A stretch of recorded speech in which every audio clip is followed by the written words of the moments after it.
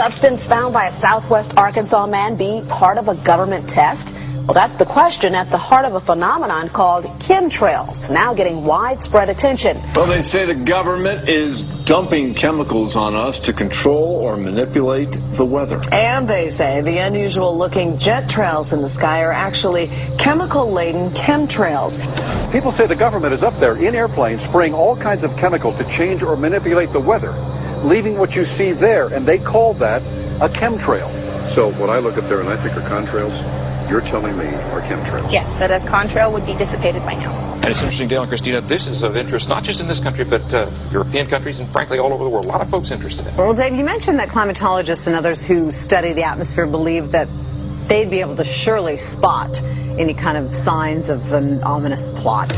Our journey started in San Diego, California, where thousands of scientists, engineers, policymakers, and journalists gathered for the American Association for the Advancement of Science Conference. One of the topics was the artificial manipulation of the Earth's climate, also called geoengineering. During the meeting, scientists spoke about the plausibility of implementing geoengineering campaigns throughout the world under the guise of preventing global warming. One widely accepted theory was to block the sun by spraying something into the atmosphere.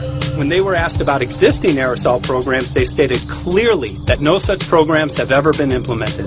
But strangely, these proposals sounded exactly like what people around the world are claiming is already happening. When I found out that the American Association for the Advancement of Science was going to be held down here and the main body of topics would be on geoengineering, I had to come. I had to be in on this. I had to hear what these top climate change scientists had to say. And that's the other question about chemtrails and whether geoengineering is being deployed right now without our knowledge. I don't have any personal insight into that, other than to say that I worked in government at pretty high levels in the White House and in at state government. I'm personally skeptical of that. But obviously, you never know what you don't know. Chemtrails. On the internet, they are cited as proof of the government creating clouds to combat global warming. They claim the American government, with the secret approval of the national government, is covertly using jet aircraft to spray population centres with aluminium, with barium, and with strontium so as to reduce people's immunity and reduce the global population. I'm always a little bit suspicious because the government doesn't seem that capable to do something on such a large scale. That is not rain, that is not snow. Believe it or not, military aircraft flying through the region is dropping chaff.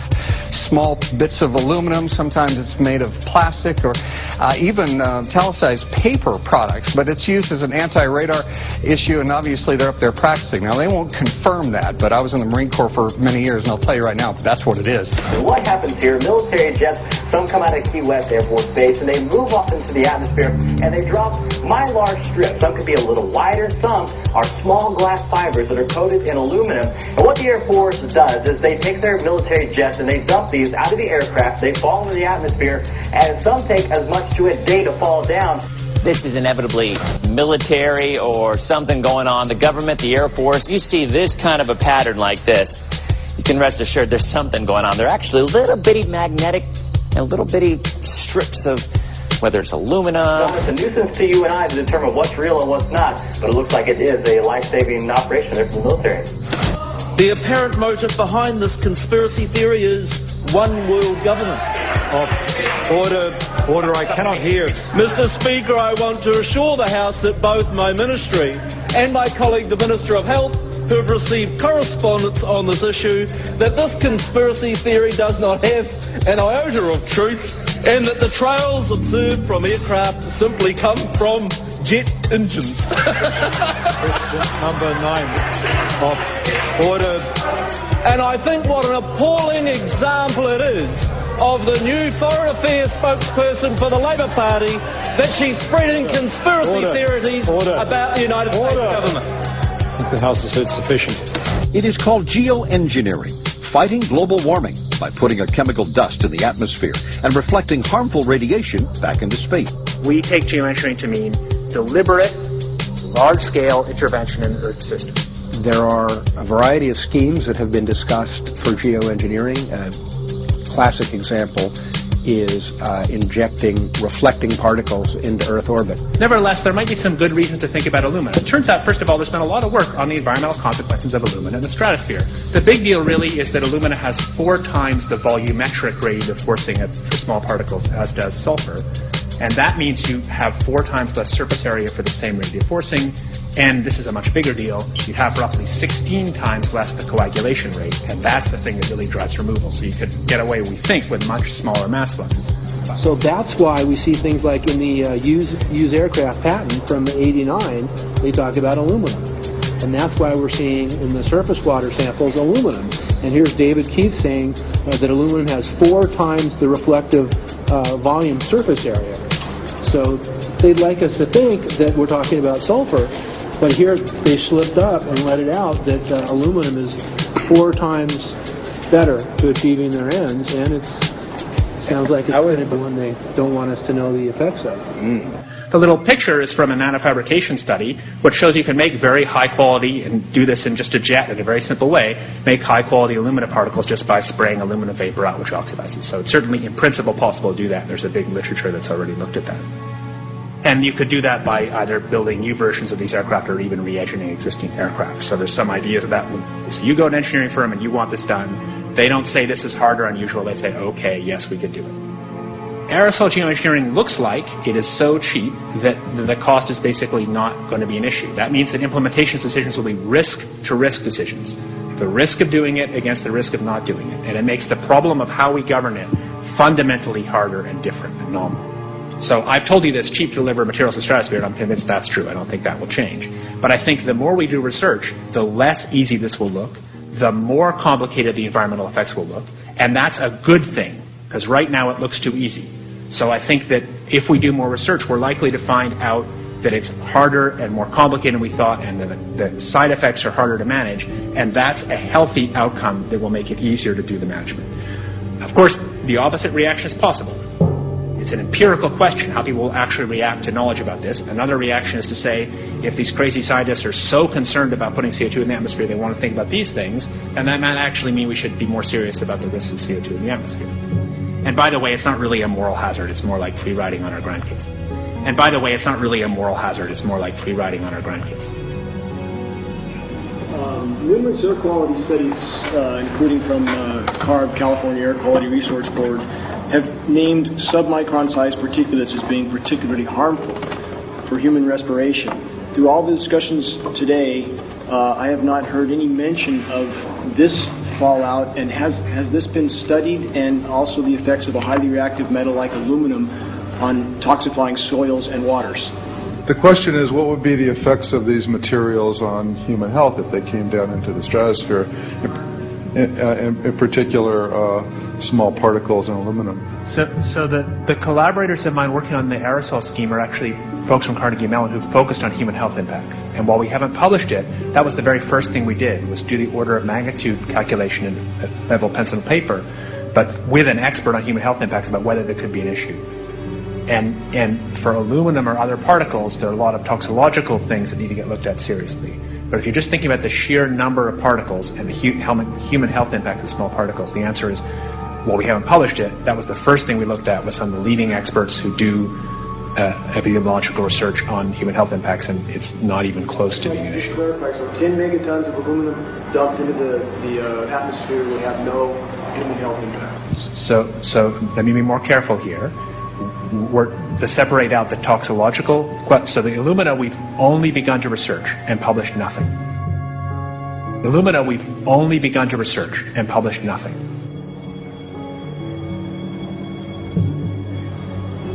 Dane looked at him and he said, so you're telling me that spraying 10 to 20 megatons of aluminum, as you said, would have no human health effects?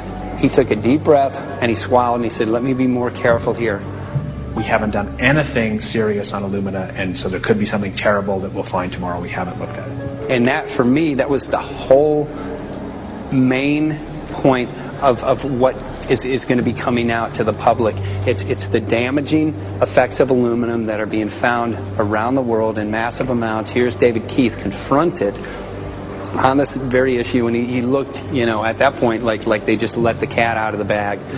We haven't done anything serious on Illumina, and so there could be something terrible that we'll find tomorrow. We haven't looked at it. They're proceeding because they have an agenda that's separate from trying to thwart this crisis of global warming. There's obviously several other objectives, whether it's depopulation, control, weapons aspects, communications aspects, all kinds of things, wild cards that we know nothing about. We don't really know, and I'm not going to attempt to speculate on exactly what the agendas are, but we can see clearly the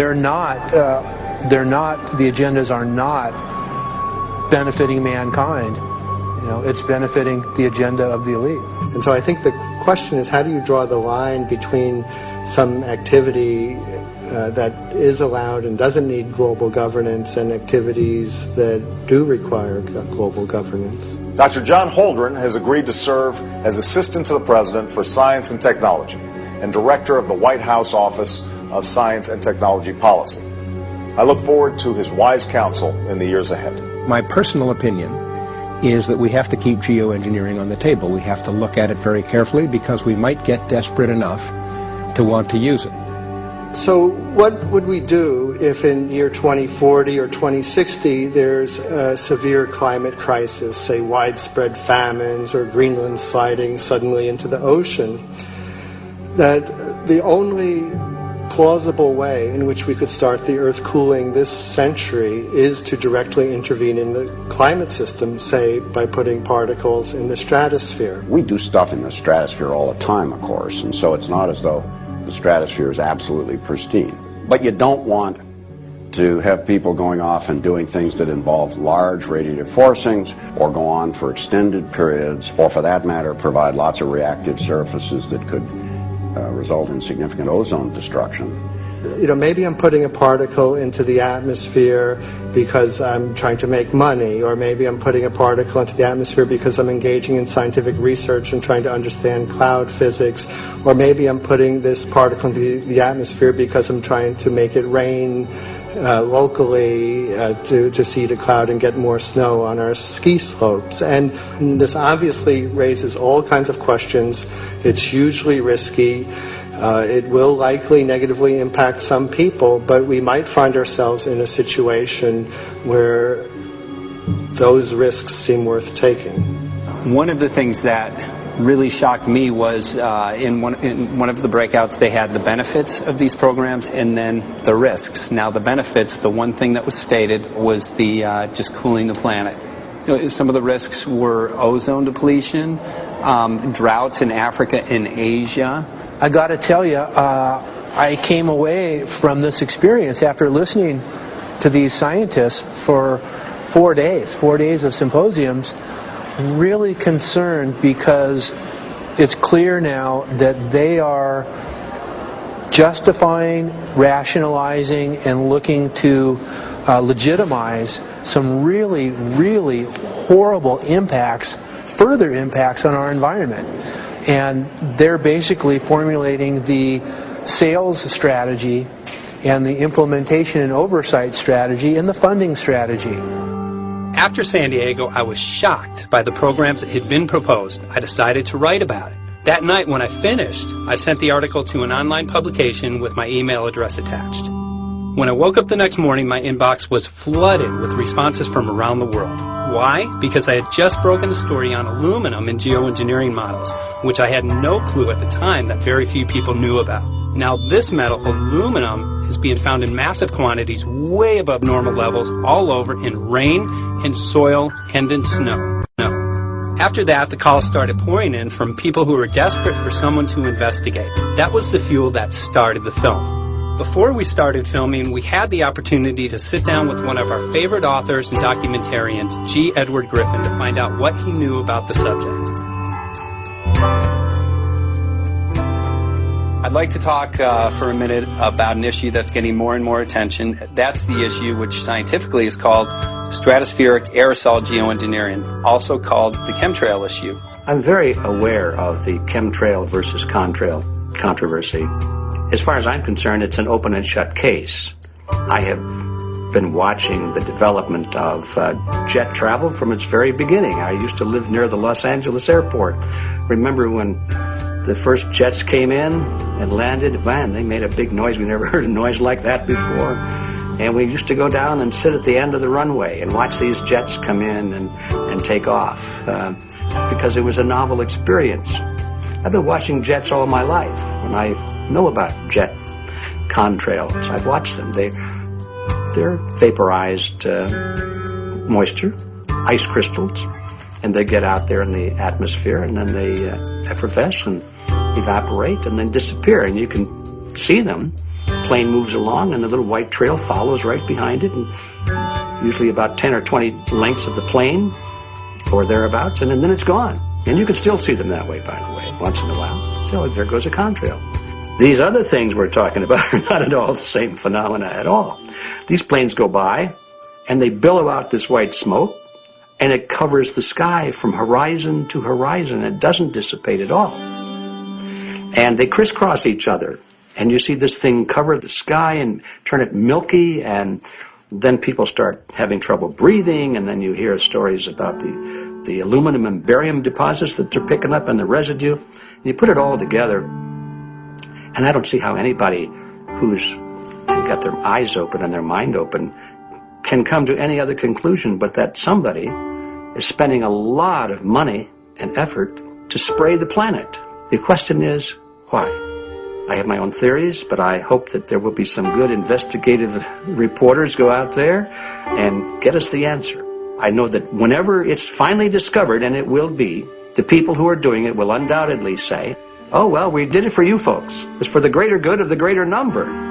It's for the society. It's probably to prevent global warming. Or maybe it's to inoculate people against some kind of a dreaded biological attack. We can't go around shooting everybody in the arm, but we can spray them and save their lives. You see how good we are?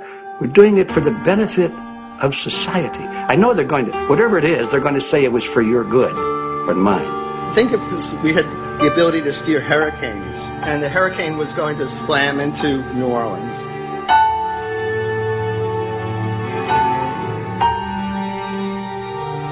And let's say you could steer it so it would hit Mississippi instead, where for 100, that means I would be willing to more or less kill 18 Mississippians to save 1,800 New Orleanians. And if you do that knowingly, are you murdering those 100 people? And there's all kinds of equity issues there. Now, also, we might be wrong about our steering, and if we didn't do the research right, maybe our steering would intensify Katrina and even kill more people in New Orleans. And so this question of how do you develop the confidence to know that your intervention will reduce overall damage, and then how do you deal with the understanding that you might be damaging some people who wouldn't have been damaged before while saving people overall? The spraying appears to be mostly in NATO countries. I've seen it here in the United States. I've seen it in England. I've seen it in Scotland. I've seen it in Canada. And I've had reports from people who live in France. There's a grouping. There's a political grouping here of some sort. It's international in scope. It's not just an American phenomenon. It's international. And anybody that wants to investigate that, I think, has to take that fact into consideration. They're going to find a political grouping and a political motive here. But in my humble opinion, it's not in your good or mine at all. I don't know what it is, but we'll soon find out.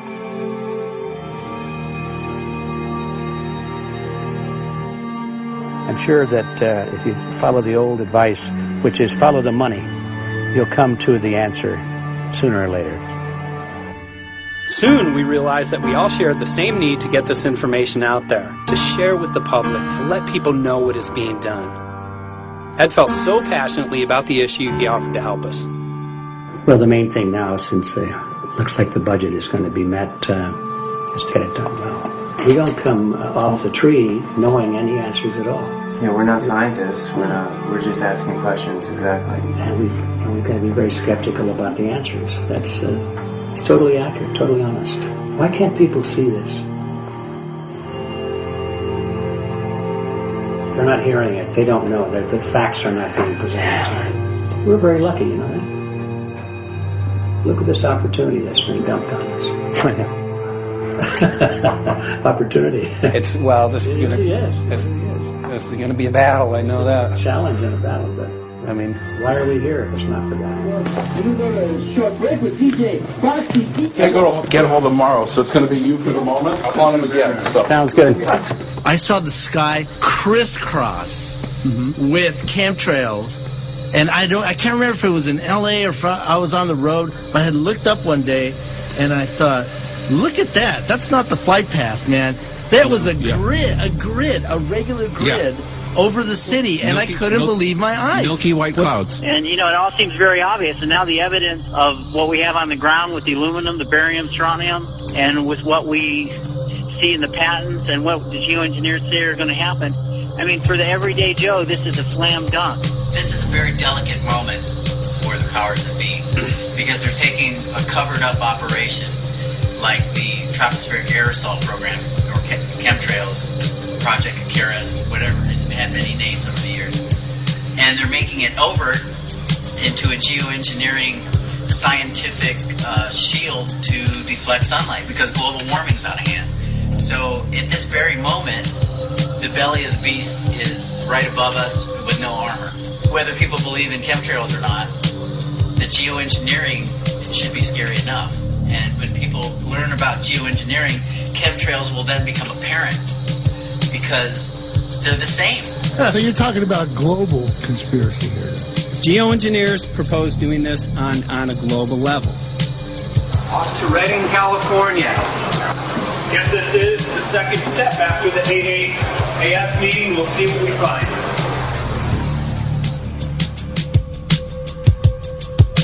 Right here in Northern California at Dana Wigington's house. He owns over 2,000 acres overlooking Lake Shasta. He told me about some of the challenges that they're having up here. Let's go and talk to Dane. We'll see, what's going on his property. We'll see what he's going through, and also what action he's taking based on the test results that he has.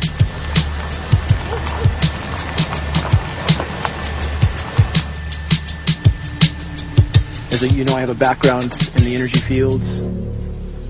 I worked in the first solar plants in the continental U.S. in the early 80s. My home was on the cover of the world's largest renewable energy magazine, so this is my background.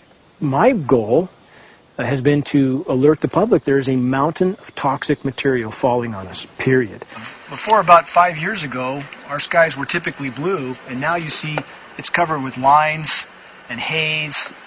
And virtually nothing you see on the horizon, nothing you see in the sky above us, is a natural cloud. I mean, it is virtually all the remnants of these aircraft lines that you see fanning out, spreading into clouds, artificial clouds. But the sky is a very dirty look to it. It's not the white cloud blue sky that we had only a few years ago, but it looks like there's some sort of massive industrial activity or forest fires burning over there, and we see that typically every night. You see, even down to ground level, the clarity drops off significantly, and we don't see that except for the days when we have these long, lingering trails that spread and cover the whole sky. And on certain days, you can see these trails actually dropping vertically like a veil. We assume the particulates are descending, and we have the test to prove that we are being inundated with levels of aluminum and particulates that are literally tens of thousands of times what would already be considered high. So we're not talking about exposure to a slight percentage higher of these toxic materials. We're talking about quantities, for example, off the side of Mount Shasta. If you can pan back, that's a landmark in Northern California, considered to be a pristine water source. Aluminum or snow sample off the side of Mount Shasta tested 61,000 parts per billion. This is just ordinary snow water, and people are drinking this stuff when they're hiking on the mountain. And remember, government action is required at 1,000. This is 61 times over the government limit, and our hikers are drinking this poisonous water on Mount Shasta Mountain itself. Barium, 83. Strontium, 383. So this summer, the people climbing are drinking poison. Basically. I certainly wouldn't want to drink 61,000 micrograms per liter of aluminum. And again, we've already seen in 5 years soil pHs in this area that have escalated 10 to 12 times, and we can prove that conclusively. Well, this is not speculation. We can prove conclusively that these metals have been in the rain. We have duplicate samples. Bachelor of Science in Forestry, International School of Forestry at Missoula. Master's in Zoology, specialized in aquatics. 35 years with the U.S. Forest Service as a wildlife biologist. And before that, several years with the USDA Soil Conservation Service as a soil conservationist. Also have run the botany programs, range and grazing programs. And I continue that today. Right now I do a lot of master gardener consultation work. When I started this garden back in about 2005 or so, the pH here was 5.5, 5.6. This is the old soil survey of the county. You can look at the page right here. This is my soil right here. It's a Dietz 125, 126 here at my house. And here, the soil reaction pH should be between 4.5 and 6.0. And over there in the pure mud, it's even a little darker. It's 6.8 right there. And what can this do to plant life and ecosystems? Well, you haul one of these things out and you start looking at the little things that are crawling around the soil. A lot of times they aren't there anymore. The little soil arthropods that you can barely see on a microscope, you can actually see movement with this. Little tiny macroscopic, look like little moving pieces of dust. Those start to go away. They're not gone entirely, but they start to go away. This is black oak acorns. You know, this is pieces of cedar wood. You know, come on, folks. This should be very acid, and I'm getting 10 times higher than expected. There's something really wrong here. You can see all those reports, lots of them. Have over 20 reports here. Well, at least 20. I'd say it'd be closer to 30. All revealing dangerous amounts of aluminum and barium. You know, the science is there that something funny is happening. And the naysayers say, well, so what? Isn't neutral good? Well, no, neutral's not good. Neutral is not good. If your soil is supposed to be 5.6, it should stay 5.6 if you want the forest to be healthy. And if you want to grow a good garden, you have to keep your pH around 6.0, 6.5. I think that we just need to wake up and just look at what's happening, because we can't just ignore it, because it's going to get worse and worse if we just keep ignoring it and pushing it away like, oh, that's nothing. There was mason jars, and they were brand new, sterilized, and that's what we catch the rain in. And then there was a HEPA filter that we tested the air with. Okay, so you caught rain and then you basically filtered air. What did you find? Aluminum and barium. Here's another test that's revealing 375,000 parts per million aluminum, barium at 3,090, and strontium at 345. Yeah, that's from a lined pond. With EPDM fish-safe pond liner. There is no chemicals, manufactured materials at all in that pond liner that's available to the aquatic life. It's designed for that purpose. The well that feeds this pond has been tested and retested. ND, no detectable aluminum, 0. The only other place this pond can receive water is rainfall. We are located on a filtered, forested hilltop, miles and miles and miles away from any industry, highway, and so forth. After several heavy spray days, there was a film that we received formed on the surface of the water. And we tested that crust, and it was aluminum and barium. That after a year and a half's accumulation had 375,000 parts per billion of aluminum in it. It's literally toxic. We can say conclusively that what we see in the sky matches expressly what's outlined in numerous patents, and the materials on the ground match those patents. This material was not there 5 years ago. It is a recent phenomena in the quantities it's in. It has escalated in some cases 50,000% in 5 years in the case of aluminum. From our original baseline reading of 7 parts per billion, which was already high, it has escalated up to 50,000% in 5 years. And we've seen profound changes in that time. Dr. Leonard Time, PhD in chemistry, I cross-checked with him, and he says the oxides of aluminum, barium, and strontium will drive your pH into the from an acid soil like this up into the neutral. There's no question about it. And that's exactly what you see happening. Wow. I have a doctorate in inorganic chemistry from Oregon State University, in which I was working with different metals and oxidation states, and then did a postdoctorate work at Brandeis, where I was working stabilizing off-oxidation states of different metals. The goal is to sort of figure out how everything fits in the dynamic equilibrium of life. I was working with Francis up in Mount Shasta, and he showed me some rainwater analyses that had to do with levels of aluminum, strontium, and barium in the atmosphere. So I feel the major toxin in these chemtrails is the aluminum.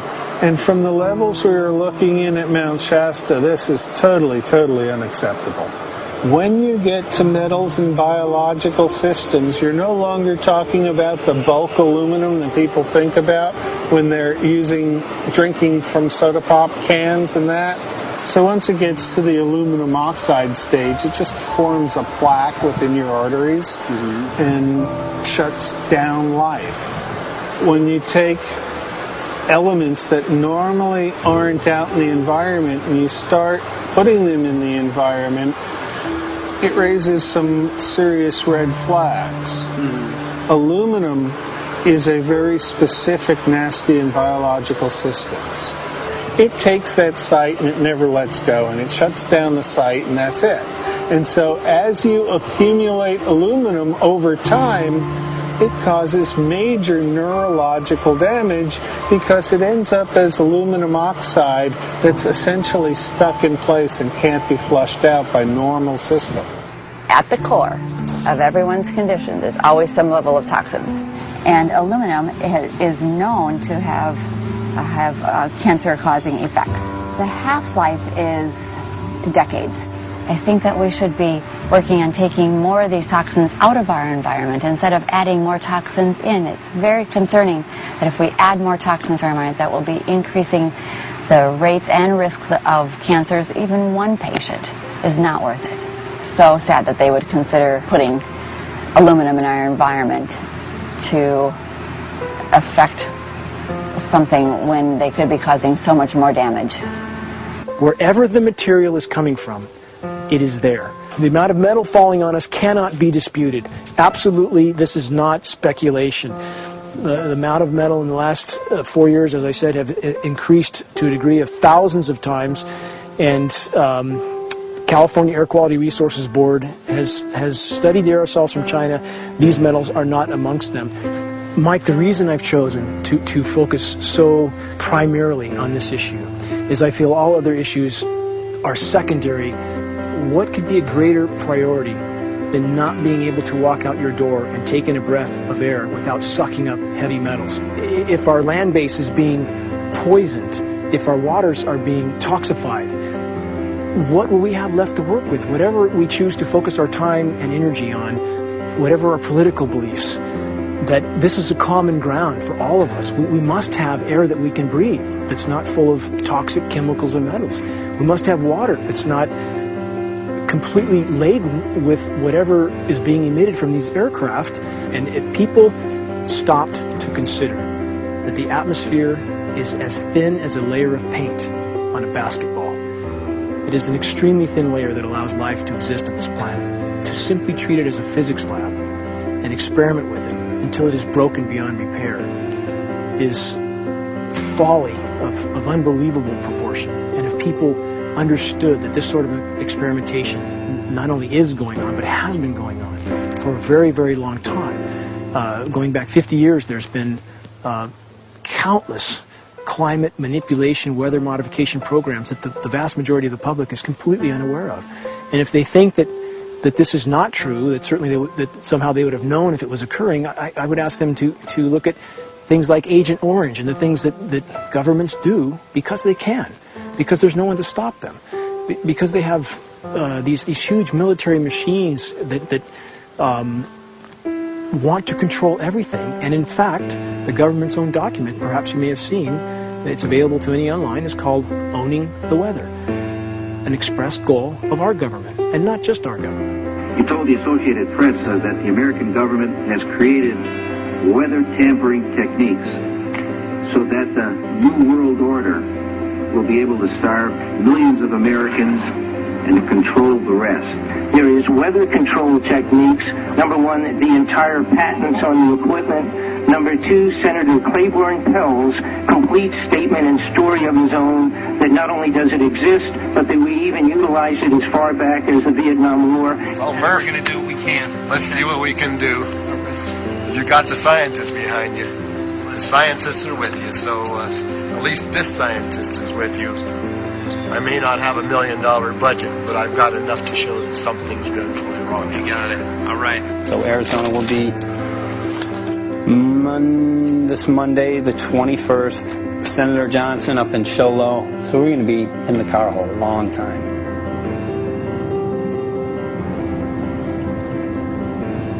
Well, it is such a pleasure. This is such my place back here, I'm telling you, Michael. But you know what? We love it. It's so private and it's so quiet and peaceful. And please come in. My name is Karen Johnson. I served in the Arizona State Legislature for 12 years.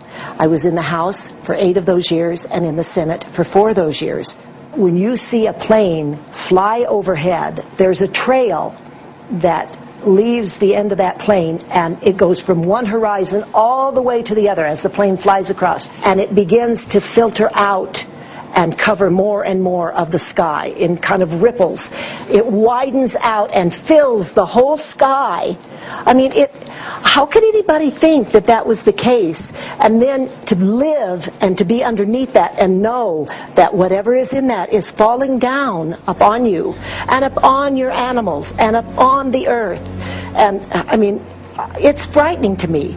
And if people don't start really waking up and facing the fact that we've got people that are doing terrible things to us, and we had better wake up and fight back now. I mean, I'm the mom of 11 kids. I've got 35 grandkids. I mean, I've got a stake in this. I care about what is going to be left for my children. I care about it, and I'm extremely worried about what is going to be left to them.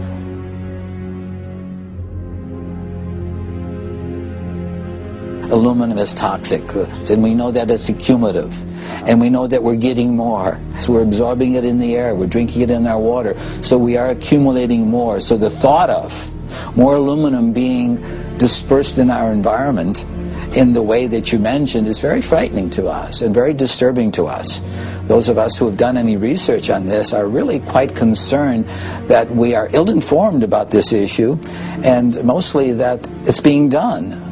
Aluminum is toxic. We know that it is. We can debate as to the amount of toxicity that is going to be disturbing the body, but as far as really accepting the fact that it's accumulative, it's synergistic, then we have to conclude that it's not a good idea to put it in our atmosphere, especially when we know we're getting increased amounts, and especially since we know that the scientific communities around the world are pointing a finger at the heavy metal toxicities, at the toxicities that we're absorbing in the day-to-day food that we eat and the air that we breathe. The concern is off the charts about why is this happening? Why is this being allowed to be sprayed continually all over the United States, all over the world? Who is paying for this? I mean, the incidence of Alzheimer's has just skyrocketed, which evidently has to do with an accumulation of aluminum in the brain cells. I mean, I think almost every family has been touched by a member as they get older having Alzheimer's. And it's a horrible disease. And to say that, well, this just came because people drank soda pop out of aluminum cans, you know, when my father passed away with Alzheimer's and he didn't ever drink soda pop, you know, that explanation doesn't ring true with me. And so I'm wondering, how much did this chemtrail spraying back in the Illinois area affect him? Aluminum and fine metal is an accelerant. Our friend who's a firefighter up in Pine, Arizona for 20 or 30 years says that the wildfires now that they're fighting are way beyond anything they've seen before in intensity. And when you look at the air samples and you see the fine particles of aluminum, which is very flammable, and magnesium settling on the trees, this is causing unprecedented savage wildfire. But if you look at this, you can see these are parts per million. They sent this to me, and I just found this to be extremely interesting because we should have like 2 parts per million of aluminum in our air. And this is saying that there's 39,000 parts of aluminum. That's astronomical. Barium is high. I mean, these are way off the charts of what people should be breathing or what's coming down on them. And, you know, if people wonder why their health is deteriorating, why they're having to go to emergency rooms, why they can't breathe, you know, why they're getting Alzheimer's, this has been planned. We have elites, I don't know what you want to call them, one worlders, Illuminati, I don't, whatever you want to call them. But with these people that don't care about the average person. They only care about themselves, their greed, their power, and if they eliminate, you know, 2/3, 3/4 of us from the planet, so much for the better for them, because then they don't have so many people to have to herd around and worry about. So this is a lot what this is about, and this is very, very alarming and scary. I mean, where is this stuff coming from? And why? Why is this kind of stuff being put out there? You know, I've heard different explanations about, oh, we need to cool the planet, all this and that. But if people are up there trying to cool the planet, why do they need all this kind of stuff in it? The explanations just never have really rang very true. And as I'm setting up the equipment, she looked at me, she said, all these trees here are dying. And I said, what? She says, all these trees in here are dying. So I thought, well, I'm going to test for aluminum, because that's one of the key things in the programs that we're talking about, and titanium. And I took some of this bark sample and tested it, and it came back positive with aluminum and titanium. Then I started traveling around California, noticing the same thing. In Lake Tahoe, there was a lot of the same type of bark, all through Sacramento area and Davis. Just about everywhere I went, I was noticing this silver white bark. What I think is happening is these chemicals are getting down and destroying the roots. And then as they come up, they're going out into the bark. Those 2 right there are the ones that are just, it just hurts so bad to see these 2, because look how old and big they are. We probably lost 40 trees right here on our 10 acres. Every week, every other weekend, we'd see another tree that was beginning to die. And I mean, it's just so sad. We'd just cry. And to think that that might have something to do with it, along with their other explanations, would really, really frost me. Every time you lose a tree, you know, it's not good. It's just sad. And there's another one over here in this little group of trees here. Don't you feel better when you stand up and fight than if you crawl down in a little hole and go to sleep? You know, I mean, my gosh, people, your families are out there, children are out there, your grandchildren. I mean, you've got to do something to help.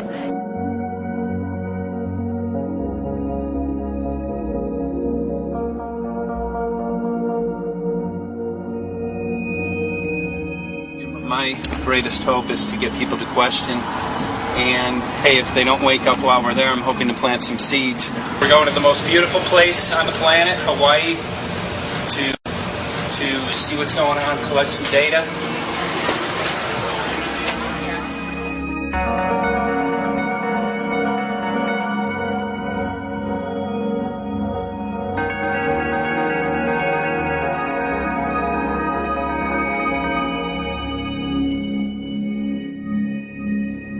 Thank you for having fun with us. Hope you enjoyed the trip. Have a great vacation and welcome home if you're lucky enough to live here. Thank you.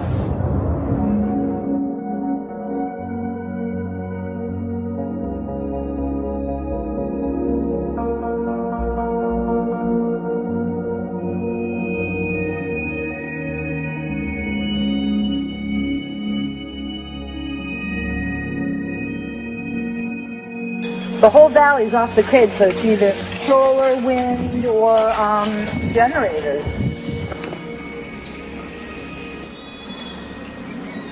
Look at this, man. Yeah, their mind can't even conceive of a dream of this. Right. Yeah, right. Even coming here, and one would never think, you know, in paradise that it's getting destroyed.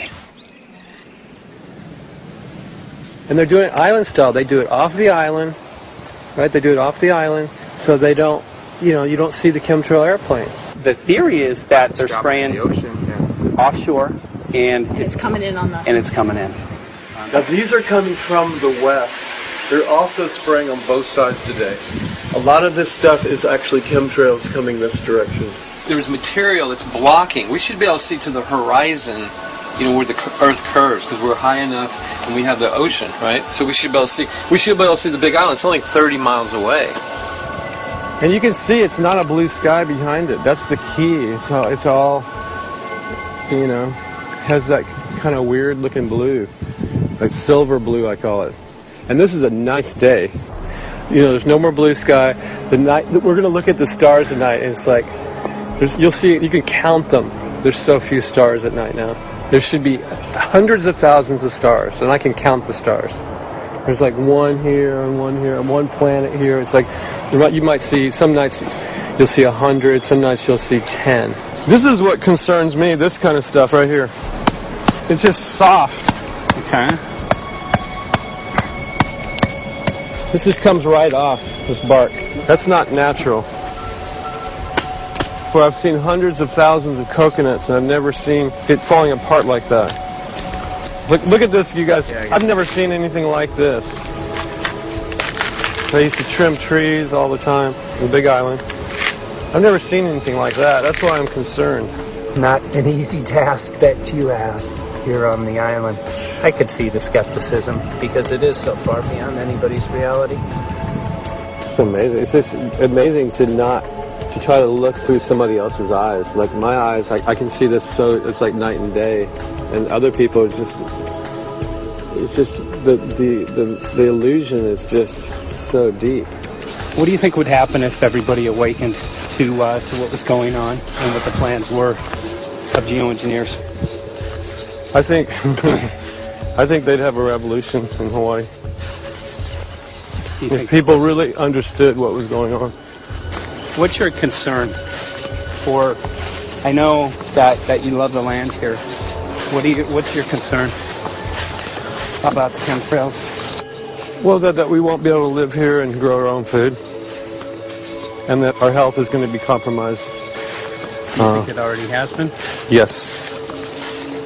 And the thing is that they're doing it every day here, every day. So it's hammering, micro doses every day. And then, of course, it's getting in the environment, and of course, it's weakening the plants.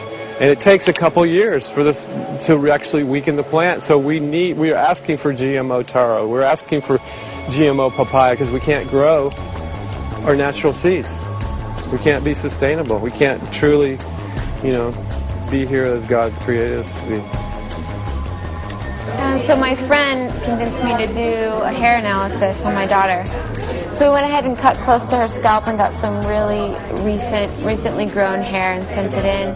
I was just sure that my daughter's hair was going to be so clean with the lifestyle that we live. And lo and behold, it came back and her levels were really high in aluminum. This is the chart here. This is the reference range, and this is where my daughter is. 23.1. Aluminum.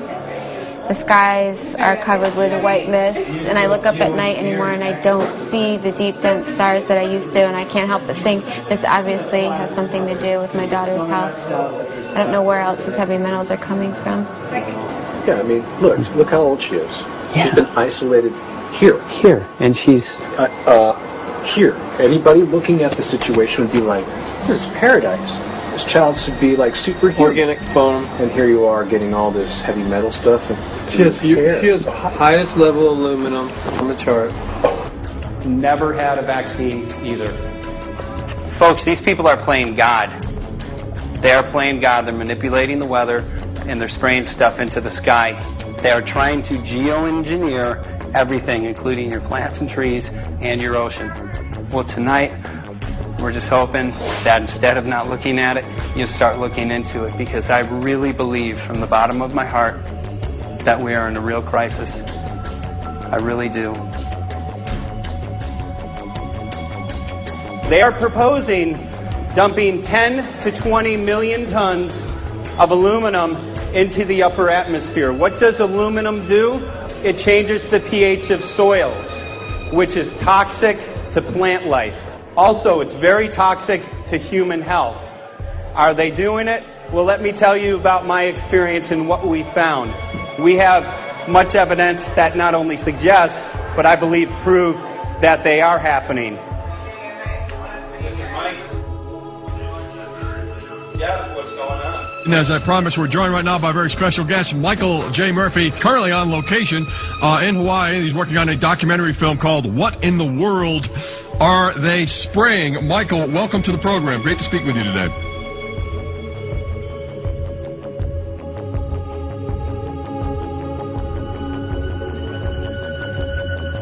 I had a friend who recently, he's always looking at things from a different perspective. He's a bit of a conspiracy theorist, you know, and he says that whenever the president comes to L.A., there's no spraying that week. Could you have a better place for an interview? I mean, look.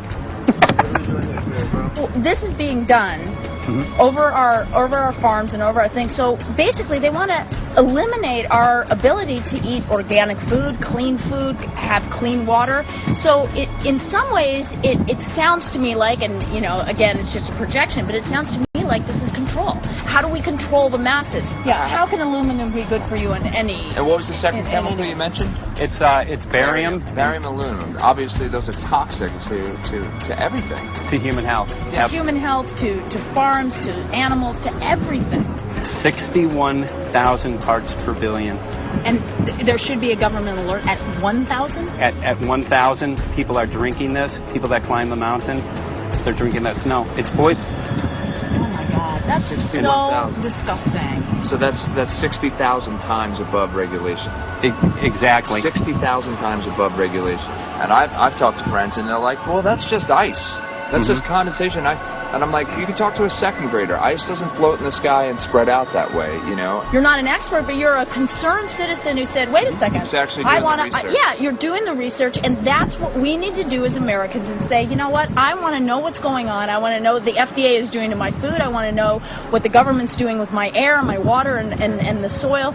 And, you know, it's just great what you're doing, and I just, my kudos to you for bringing light to this subject. Put all of the theories aside, just what geoengineers are proposing and what's being found is scary enough. So we can just address that. And I encourage more people to just step up and ask questions and do what he's doing. So thank you, Michael, very, very much. Aerosol spraying aluminum affects everywhere, and we have a beautiful tropical climate which I believe might be in jeopardy. So we wanted to not only come and bring the message of what people were finding around the world, but encourage people to test for the aluminum, strontium, barium. Essentially, I think it was an effective trip. I saw a lot of people here in Hawaii, in Maui, awake and not only curious but willing to look into this deeper, and that's my only hope. And this is one of the boldest moves, I think, from Ed Griffin yet. This is the taboo topic that nobody's supposed to talk about, and that is aerosol spraying. Now, we've got tons of documented proof of errant aerosol spraying. It just blows my mind that the whole essence of humanity has always been to look up into the sky and ask why. Though there are no limitation, there's endless space, an endless universe. Now, in the 21st century, we're not allowed to do that. Anyone who looks up and sees the giant grids and the X's in the sky that weren't part of our existence until just a decade or two ago is somehow called a kook. And the people that are the best and biggest proponents for the revolution and for liberty, they don't want you to talk about it because you could discredit them. It seems to be an industry that's being built up to milk the taxpayers by undergoing some kind of a giant global spraying program to make all kinds of money on the project, and they don't seem to care really what effect it has. They're not trying to experiment to see if humans can survive it or anything like that. They just want to get this stuff up. And then we discover, as we're going further down the line, that there are companies generating genetically modified organisms, or seeds, modified seed crops they're being engineered to resist the aluminum in the soil. And a lot of crops won't grow in that. And so now, after they've messed up the soil, all the farmers were going to have to go back and buy seeds that have been genetically engineered to resist the aluminum that have been put into the soil. And all of a sudden, mankind is completely dependent upon these companies like Monsanto and other giant agricultural firms. You can't even grow natural seeds anymore.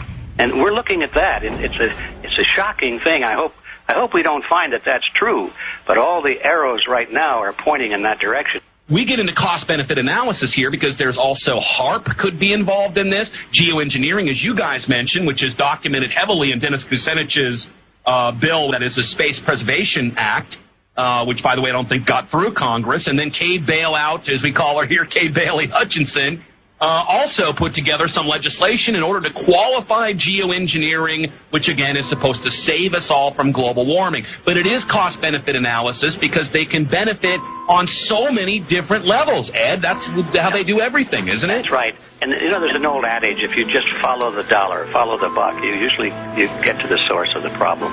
And it looks to me like there's a tremendously profitable industry being built up right now around this concept of geoengineering or weather modification or reducing global warming and all of these other things that can be sold fairly easily to an unsuspecting public. They all say, oh, well, that's good. We don't want global warming, you know. And so they put up with this, and they don't question, they don't criticize.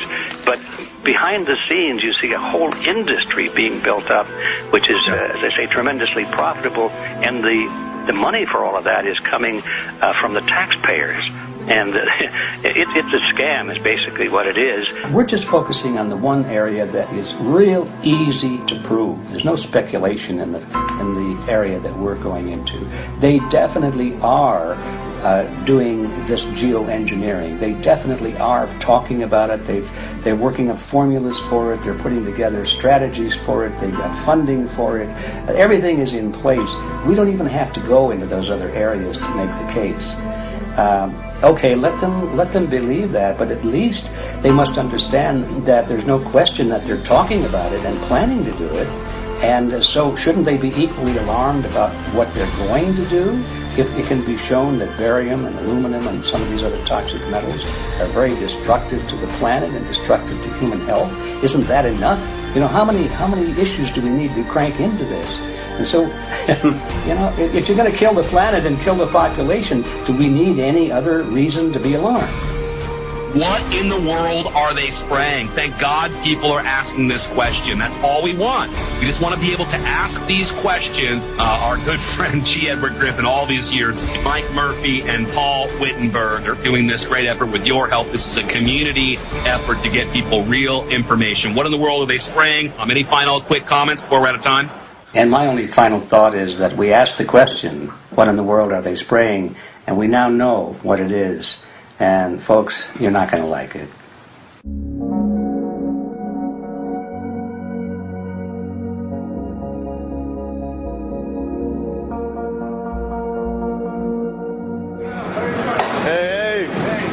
I'm Peter Vreken. I'm from Belgium. I'm 54 years old. I can't believe it myself. I'm a very happy and grateful person. We are doing the job. The police, the Justice Department, or the Environmental Department should have been doing. And it's really essential that it's going to be a grassroots revolution. I think so. cultural aspect, because we are not fighting against, but for. Yes, we're fighting for. I was in the council for about 25 years and also a period as the mayor. So from that moment on, 10 years ago, everything started to change. I started to get a picture of what is really going on. And it became crystal clear to me that we, humankind, have been manipulated and dominated and exploited for centuries. So, and this chemtrail phenomenon made me angry because I was so helpless. You can decide what food you're going to eat, whether you're going to smoke, what water you're going to drink, what kind of life you're going to lead, but not with this phenomenon. Then you are just a victim. It's only a game. And there have to be good guys, and there have to be bad guys.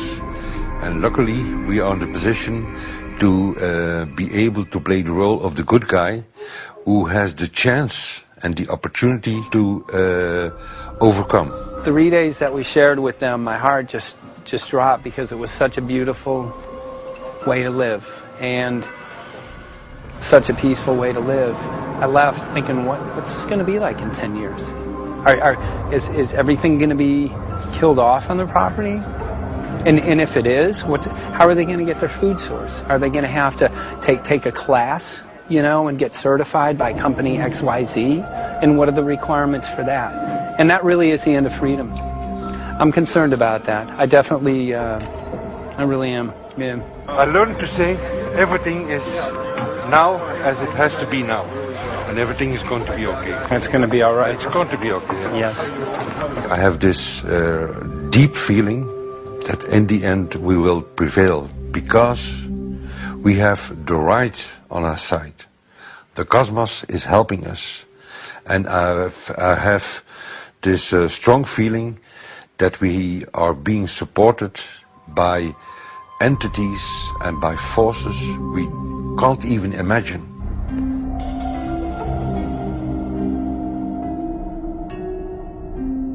Here for the first time we have this scientific proof that we are being spread.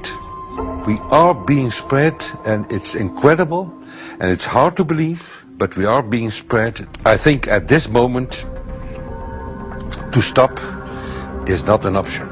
Once you know it and once you have a tool like this and an opportunity like this, that the issue of chemtrails or persistent jet contrails or whatever name you use for it, that this phenomenon is recognized as being real, publicly debated on. In the context of geoengineering, I think it's high noon to bring this to the public. This is what the sky is supposed to look like. These are old paintings. We forgot this, I'm afraid. In the years that I have been a medical research journalist, I have looked at many, many things, and I found the same three issues in whatever I'm looking at. And that is that we are being dumbed down, we are being made sicker, and we are being made infertile. Citizens gathered from around the world in Belgium for the first International Chemtrail Symposium. The event attracted leading professionals, politicians, and activists who discussed the health, environmental, and social implications of these programs. Today it's only going to be about facts, documents, figures, patents, licenses, everything that brings us to the truth. We have no other weapon against this vast complex than exposing and bringing their dark works in the light of the truth. We have the hope that by our efforts, more and more people will become aware of the fact that we are deceived by our leaders. So today, we, as a family, join forces with the people who publicly made known to the world that chemtrails are not a conspiracy theory, but a conspiracy fact. From the Technische Universiteit Delft in the Netherlands. Ladies and gentlemen, please welcome Koen Vermeeren.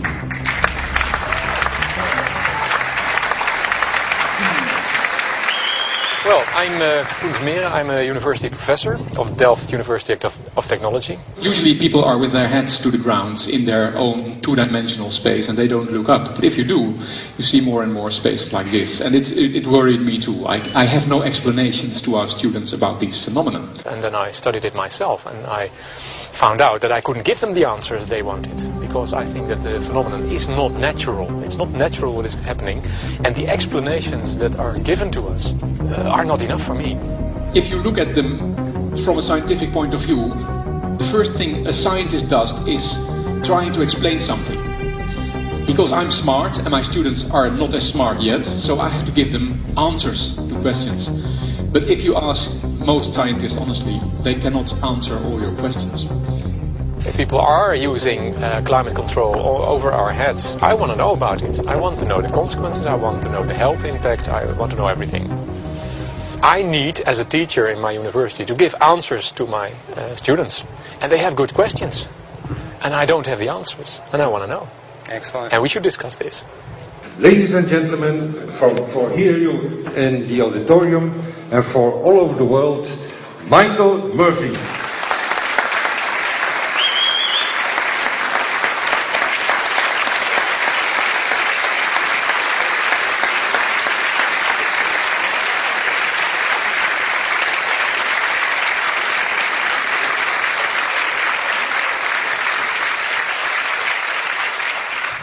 Well, thank you very much. It's definitely an honor to be here in Belgium. The people who are in power control everything. They control the markets, they control us, now they're even controlling the weather.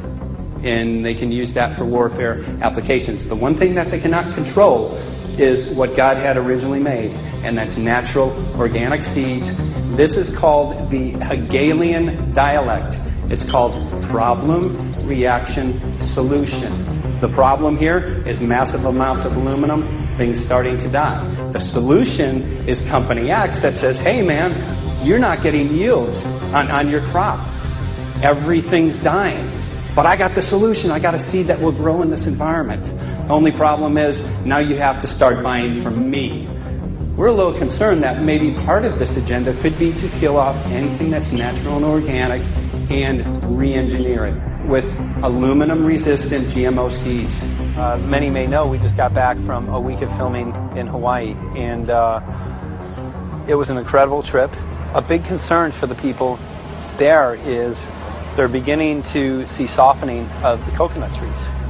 But their concern is that these programs may again be part of a broader agenda to destroy anything that's natural and organic, so that the corporate redesigned GMO foods might be the only source of food for people. I didn't anticipate so many people, young and old, who are interested in this phenomenon and are concerned about it.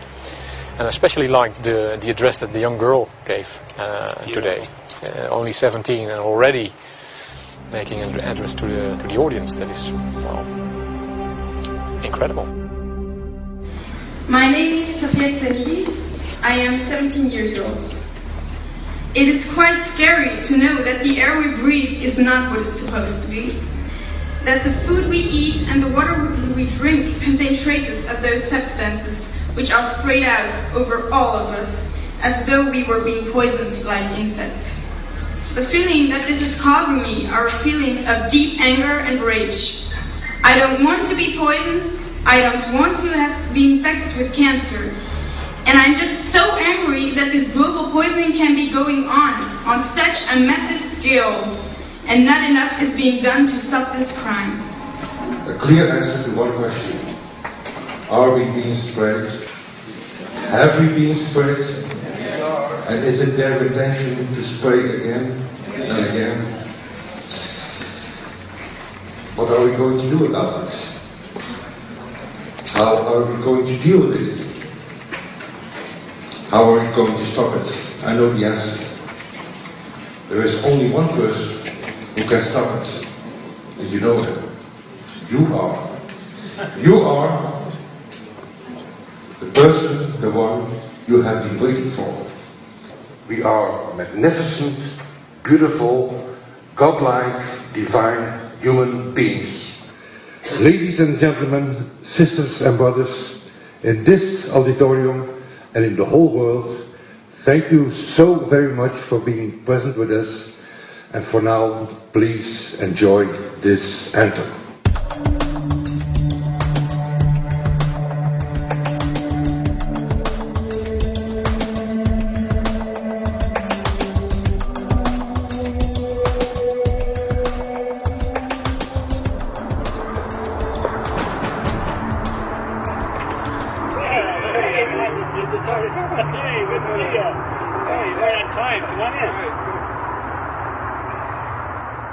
So, anyway, I'm glad that the weather's been good for you fellas so far.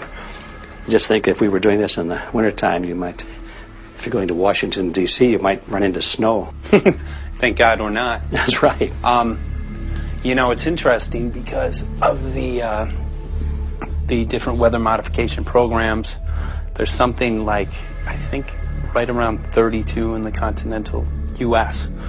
alone going on. So the theory is that geoengineering is in part weather modification. You know, Mike, that's a very good point. There are so many subsets connected with this issue of geoengineering. People are writing to us all the time with information about the connection to global warming, the connection to weather modification. Some people think there's a connection with Morgellons disease. Others think it's kind of a means of transmitting electromagnetic impulses from the HAARP antenna system up in Alaska and Siberia. Boy, it gets your head spinning. And each area, I think, is worthy of investigation, but we have so little time. I think it's wise for us to stay focused on just the aerospraying and the toxic effect of these chemicals and the destruction of the planet and the damage to human health. What more do you need than that to convince people that we have to put a stop to it? So to stay focused, I think, is our mission on this one.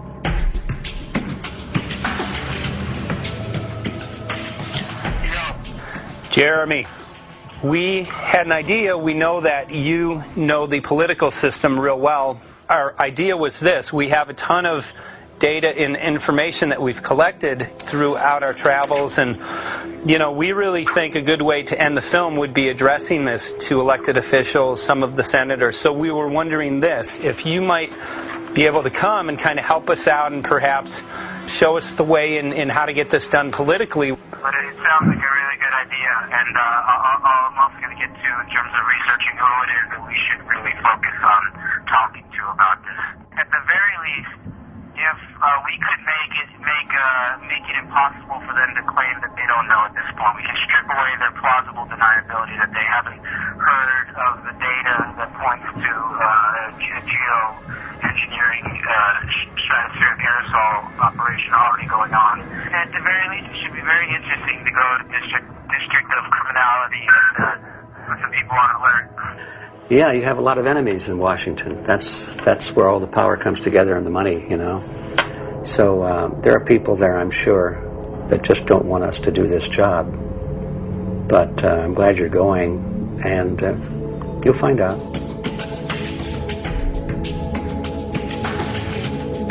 We took the data to Washington, D.C. There we presented our elected officials with the following letter.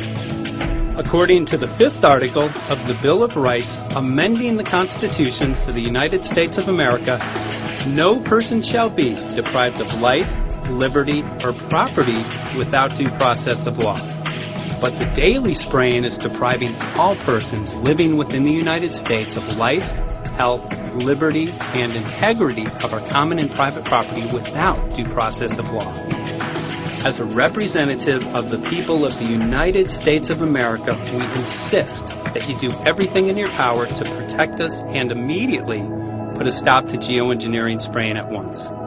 There exists no justification, legal or otherwise, to poison the planet and its inhabitants. Now suppose that space aliens arrived on, maybe they're going to land at the UN headquarters down the road here, or maybe they'll pick a smarter spot. But suppose they arrive and they give you a box. Suppose they arrive and they give you a box. And the box has 2 knobs. One knob is the knob for controlling global temperature. Maybe another knob is a knob for controlling CO2 concentrations. You might imagine that we would fight wars over that box because we have no way to agree about where to set the knobs. We have no global governance. and different people will have different places they want it set. Solar engineering is like chemotherapy. No one wants it. But we all want the ability to do chemo and to understand its risks, should we find ourselves with dangerous cancer. How long does it last up there? The lifetimes are years. What, years? A couple years. And then it what, precipitates out, or? Yeah, that's correct. No toxic side effects that we know of? The thing we always wonder about is the unknown. Yeah. So if you're thinking about, say, the acidification, it's clear that's not a problem. There's several studies that showed that. Right. But of course the concern here is with so little research, there may be some unknown that comes out of left field that bites us. My name's Mike Murphy. I'm a filmmaker in from Los Angeles. We're covering an issue called geoengineering. Okay, thanks guys. Senator, a quick question about the issue of geoengineering. I'm afraid I don't know what you're talking about. And wondering if you were supportive of geoengineers' proposals of spraying 10 to 20 million tons of aluminum into the atmosphere. I should really get a briefing paper on it before I get an opinion. Oh, not a problem. Are you aware of the issue? Not completely. At all? Because, okay. Do you have a letter from constituents, and people have concerns? Yeah, We're making a documentary about the I don't know. You guys have credentials to be here? Yes, we do. We pass through security as well. Endowed by our Creator. I think so. Please don't touch me. Your property. You're lying. No, what did we lie? What did we lie about, sir? No, we're not. What are we lying about? Lying about what? It's a little unusual, huh? I haven't heard that. You're not aware of it? And it appears that these programs have already been deployed. You know, I had to look at that proposal, and so, why don't you let me review it? I can do that. Are you aware of? Actually, I'm going to go. Yeah. Let me go ahead and get that. I will take a look at this, and I will act accordingly. General, this program, this openly covert program of the aerosol spraying, stratospheric aerosol spraying, geoengineering, using tons of aluminum, spraying it up in the sky. I have no idea what you're talking about. Okay. Commonly called chemtrails, sir. When you were the head of NEMA, did you see the aerosol trails? Mike Murphy, filmmaker in Los Angeles. Hi, sir. And we're covering an issue called geoengineering, and wanted to know if you're supportive of geoengineers' proposals.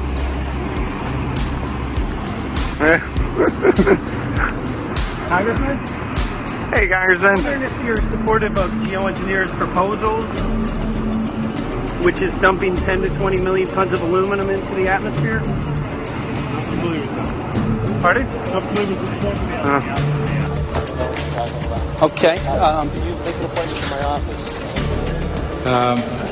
I'm not supportive. I haven't looked at it close, so I don't. Have you heard of the issue? Because it's becoming mainstream in public, and there are actually congressional committees which are being formed to talk about these programs. Mm-hmm. Yeah. Well, I think when we drop anything into the atmosphere, we should know prior to the effect of that, right? Yes. And if we don't have the knowledge as to what the effect will be, we shouldn't do it. I think there are 4 different options for thinking about deployment of geoengineering. The first one would be we just ban it. I would argue that one does not want to get too firm a restriction in place on small-scale studies early on because it'll tie the science hands. I think what the science community ought to be trying to do is say, you do small-scale stuff inside this space, and it's a scientific question what that space ought to be. There shouldn't be a lot of oversight and restriction. Congressman? Excuse me. Hi, I'm Mike Murphy from Los Angeles, covering an issue called geoengineering. These guys are running from the geoengineering issue. I wonder why. I'd have to talk to my staff. I don't know what your details on that are. Have anyone made you aware of the issue, or? Sir? Congressman, your committee talked about geoengineering last November. Are you in support of those proposals? I'd love to give you a paper. Which Geoengineering? Or you know nothing about the geoengineering issue? Never heard of it. They call it geoengineering, but... yeah, I never heard of it. It's nothing I've ever heard anything about. When we looked up in the air today outside, we saw this stuff going on. Quickly, have you heard of geoengineering? No. The proposal is to shoot 10 million tons of metals into the air. This committee, Science and Technology, covered it for the first time. No. No, I never heard of it. So we were very concerned. We spoke with Congresswoman Watson's office, and her press secretary, Ms. White, was familiar with Representative Kucinich's Space Preservation Act, which mentioned chemtrails and the weaponization of the atmosphere in space, and then it was pressured to be taken off the bill. Did you see the aerosol spraying going on today over the Capitol? Congressman? Geoengineering carries with it a tremendous range of uncertainties, ethical and political concerns, and the potential for catastrophic environmental side effects. He's not one to do interviews very often, so not unless we usually really pressure him into it. Okay. So don't, all that is, don't hold your breath. As chairman of the Committee of Jurisdiction, I feel a responsibility to begin a public dialogue and develop a record on geoengineering. We want to know if you're supportive of their measures by spraying 10 to 20 million tons of aluminum into the atmosphere? No, I don't think we have to have, we need to have more research. Okay. And about the issue of current deployment, there's literally a mountain of evidence that many people believe proves the deployment of these programs. Any knowledge of that? No, there's certainly not a mountain of evidence.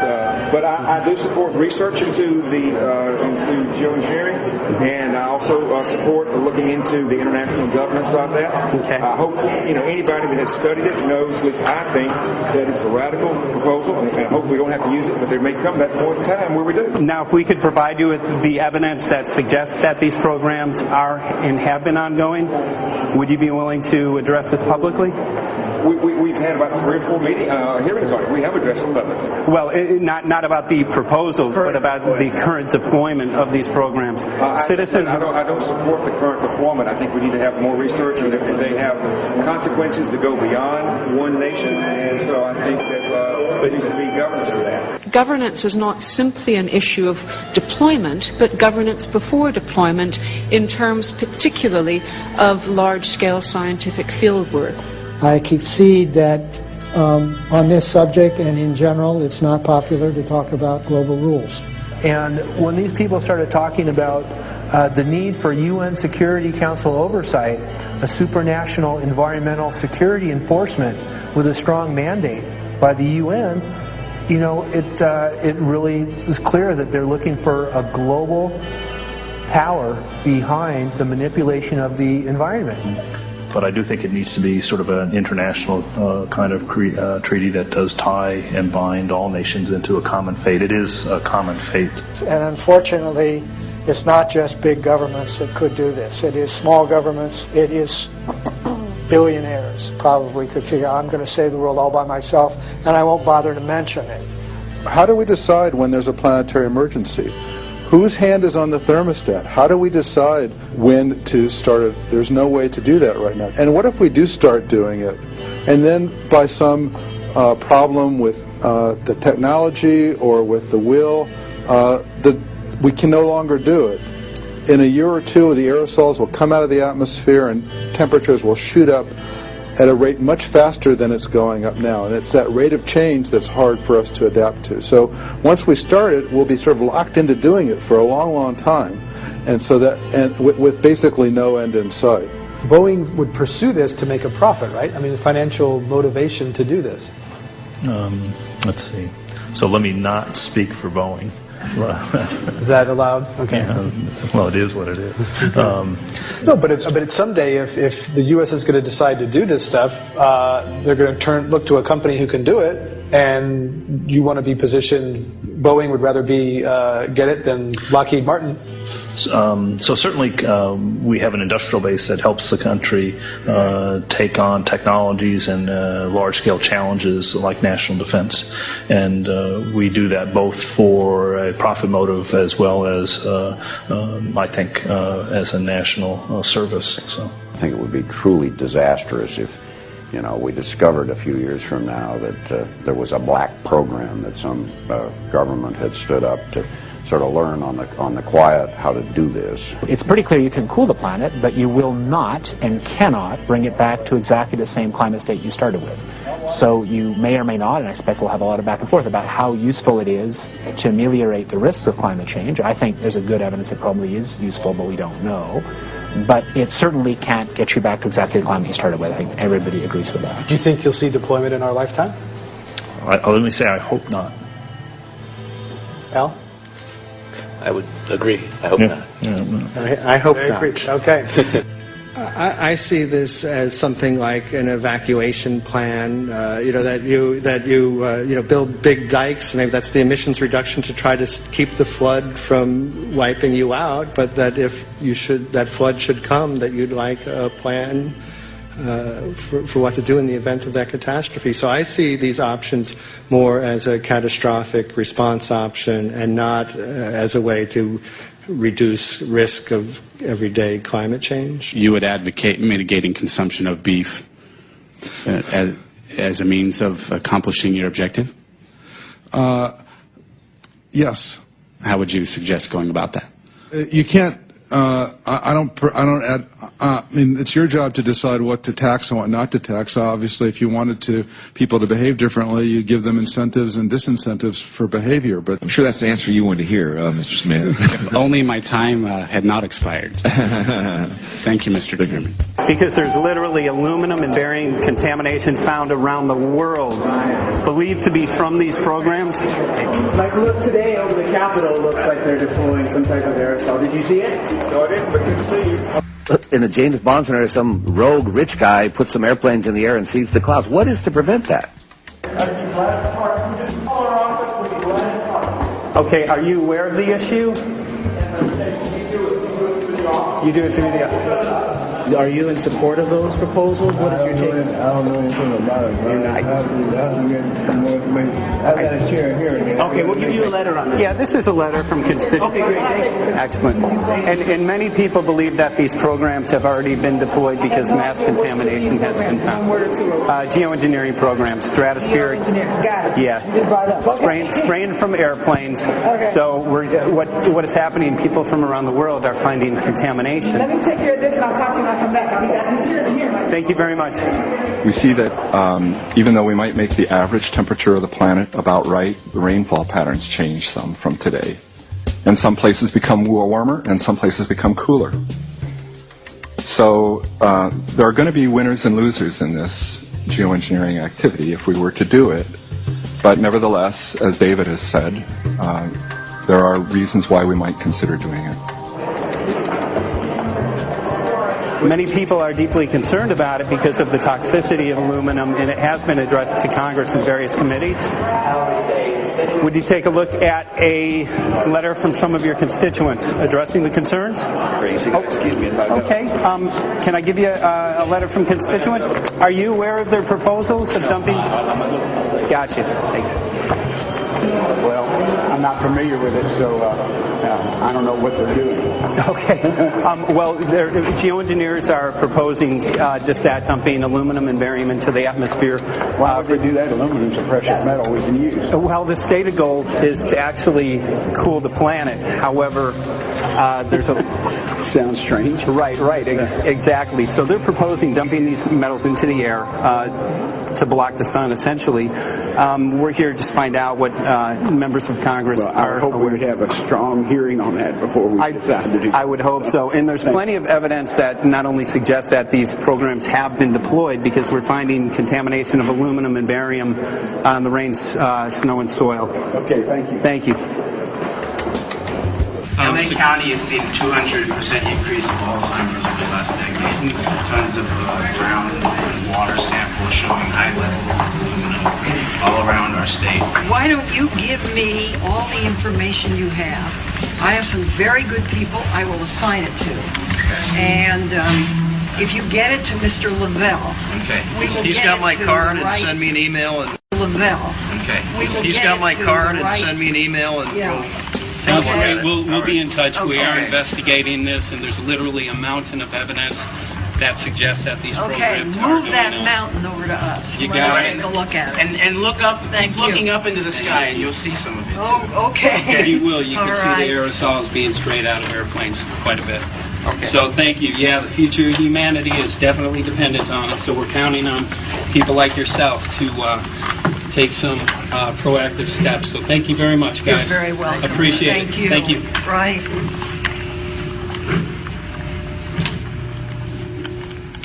A lot of Congress was running down the hallways to avoid answering any questions, looking for doors in the hallways. So apparently the war is against all of us, and we're all in a hostage crisis. People who took an oath to uphold and defend the Constitution are not only know this is happening, are participating in this. And all of us have a duty to stand up and speak out about it. Why is the water being contaminated? Why is the soil being contaminated? Why are aluminum-related diseases going up? And it's affecting all of us, and thus we all have the duty to stand up and speak out and get educated and stop this. For our own sake, for our children's sake, it is a crucial moment in history right now. The human beings, we need to decide whether to live on our knees while being sprayed and poisoned every day, while being under a continual threat, or whether we are going to stand up and live as free human beings and seek truth, justice, peace, and freedom for all of God's children. So as you can see, we're ending our film here in Washington, D.C. We've made many public officials aware of this. Most of them either denied any knowledge of this, or they simply were unwilling to address the situation with us. So as you can see right behind the White House, we do have aerosols behind us. The spraying has continued. What is the solution? Is the solution here in Washington, D.C.? Clearly, this is one of the solutions, but the solution is not only here, the solution is within you. This issue affects all of us so deeply. So you need to look inside. Please get active, get involved, start spreading the word with growing awareness. About 90% of the population, we believe, is unaware of this issue, which means 90% of the people who normally might do something if they knew are not doing anything because they are unaware. So please look into your heart, use whatever skill you have to get the word out. The future of humanity is dependent upon it.